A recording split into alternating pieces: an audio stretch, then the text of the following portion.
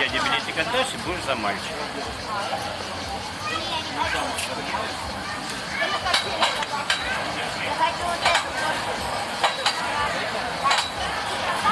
Сейчас увидеть будет. Блин,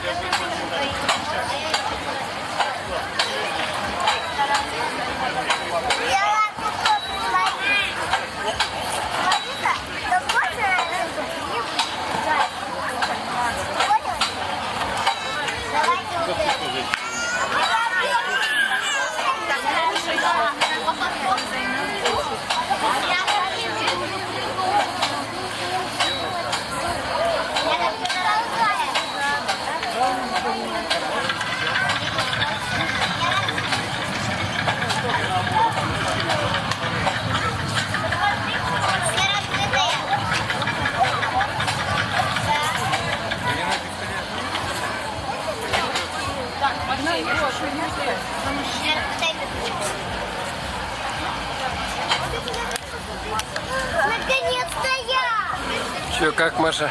Нормально? Понравилось? Давай.